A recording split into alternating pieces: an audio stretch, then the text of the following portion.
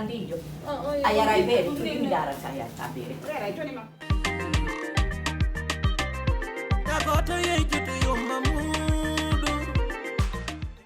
Merci. Wallahi billahi mi fina nan. Eh, gentola. Silan andi mi Wala na sida andi accumi. Est-ce que da andi ko dum mettirta ala goddo wolante tum fuddo da bugu naade wasila dudi ala buri ya aduna on fo quoi ma ara anda wa yewtere buri fo de intintu tan wolna ma ko fala ma wolande ko simi gayni ma wolande joni après on joro jarare ko watta do nga waday on to peti on ko woni wallahi men da fi makko wallahi men da fi on makko to peti on ko woni hakkunum Allah men da fi makko e ko doy mo ma yewtere ko on to peti on ko woni billahi men da fi makko on mo mi jonni ma akiti on ça fait combien il y a on mo mi jonni ma akiti on combien il y a fammi wo jonde ka immindamo yo yaha combien il y a min nelnomo yo yaha non combien il y a merci koye haalama ko indema o yaari ka oui on to woni noon wallahi mi anda ka wondo ni sim inni lam andi dentolan anduɗa ka woni a anda ka woni ko a yata place makko par ce que min goto bonnatalam business o business momi woni on goto bonnatama est ce que min mi forçali yo ngar gollite kono ngari impliqué e business janni ñinni forcé en gollitay min ni awa sen gollitay ko ni principe janni sa rati principe janni ɗum ko hoore ma mi rewata min anna ngon ko ɗum non ko non mi suti mi ala siɗɗo wallitotoɗo lan hay goto mi ala wallitotoɗo lan peturo kilan petre ukkuɗa hoore ma e petren siko a yanno est ce que yaltirayno ni siko a yanno arayno ande ɗe yewtude ɗum ɗo siko a yanno arayno ande ko ɗo wonde la miijade d'abord na miijade terto miijagol petit siko a yanno arayno ande ko ɗo wonde min la miijade peut être mi haaja kay gon miijo ma gollidi neeɓi ko neeɓi mi imminimo yahan affaire ji ɗin ça o suuɗota ko fi ɗum quoi kanko on to woni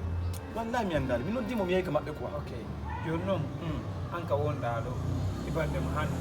mi ngala seedde fimo mi anda sinoɗa inni naya nan a min ko an mi yiirimo ko an naɓimo kadi ka suudu toon inɗa yo yahan affaire on so yani o yeehi o waɗi ko faala kon ko an woni responsable jo makko na min gandi fi makko ko an hollidiri men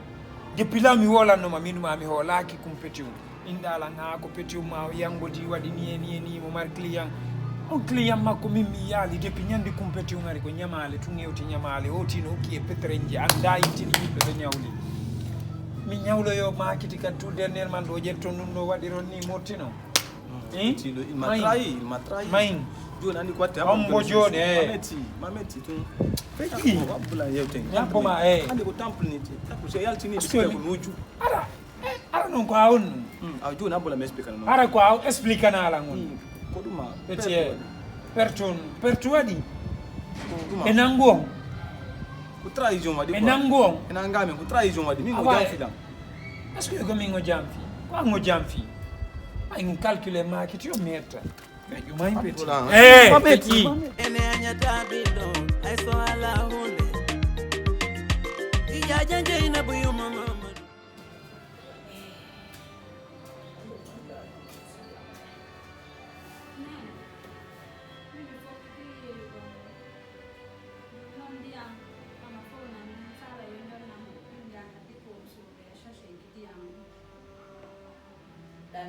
Diyan dan nanin fala yang jona buru nyaka depo sore sachet diyan. Daya yaltinoɗa lanni da hooli lanni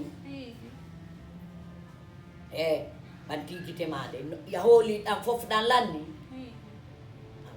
ellala ukkinoɗo wowla wa gaari mbalimi jooda saseje fakeji yo Allah walli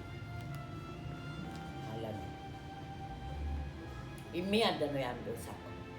immi addoya sakko na inni ɗum ɗa lanni jonnoma soode na yannummir hoore ay mbawono yeeya akoni boobo on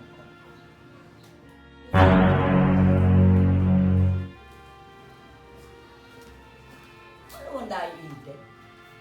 ha yada o bawo no muse redu no muse Allahu akbar fo na julu gol yaw sodo ya ino bu yaw sodo ya afamani immoda yaha mi yandi mago yagal mangal hida andi di budi di jonnay ma yeya wiya mi ko nyiri sotta nyama daran yandi afena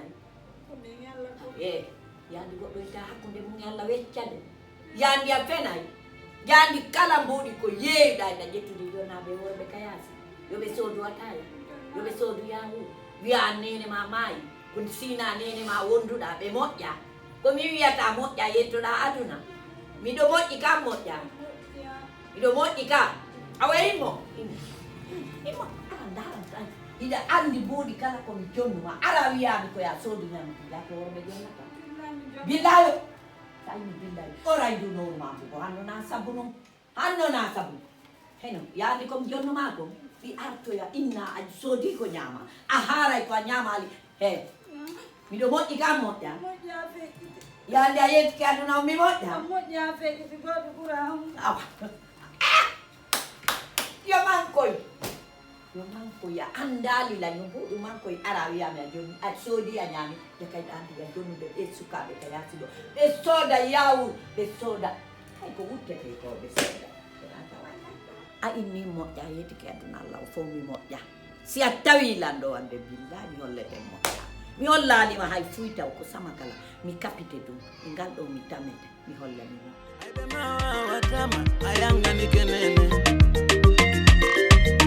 Adama yuma sidi monena mama andare do seri kono ka dari gande na lanka na foto fetago pama o ina fere no ko business on na mi wadi business on ko no nga wol ndiri men ka signadi man der business ko non dawale man nami wadde business on sinera non kono kumarsirta ay ko mi ala ma ko chéri sil top so ngola ni mi tiji ko nyamete ko nga lera peng international c'est bon ya c'est bon cool ay nyama tama ko si fo ro fatala c'est bon zo na bay di do ndo na hebo ko on to andi do sappi se ko hebo di do ko jeli yete nda fi parce que les gens sont là quand non na son sur yo ko son sur la ni mete ja andi bette ko nyamete yanda ni do ko ngol ki mete son sur yo na ci don dembi da ko yete ok c'est bon budi ndon man na lani kan non de l'outil de terrain en tout cas c'est comme je t'ai dit hein Dieu le meilleur quoi zo what Moudi allez bébé lève-toi viens par là s'il te plaît là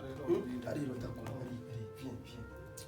it no gore nendire da jonni lang da duma naade piiji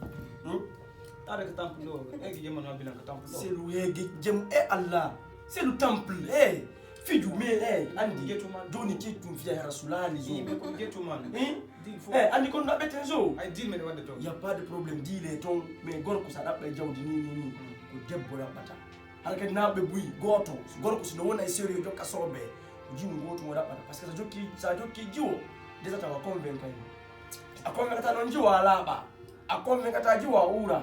ala pata mbudi sa jokka debbo peki sa gorko no fuyante gorko no jokka ta rewbe gorko fuyante jo non woni won gorko mingira mi ardo joni lanko anan bizu zo okay bro non la habbo eliman anda hawdi ni comme min tam yala do ti ma ki to ya quoi comme min tam yala do